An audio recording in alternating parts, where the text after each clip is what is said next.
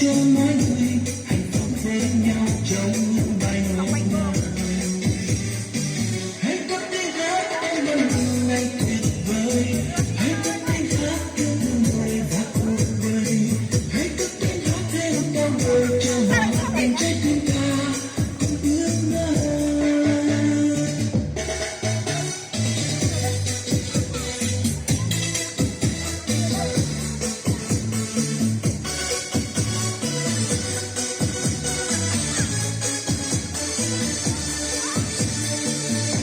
Nguyện biến ca tàng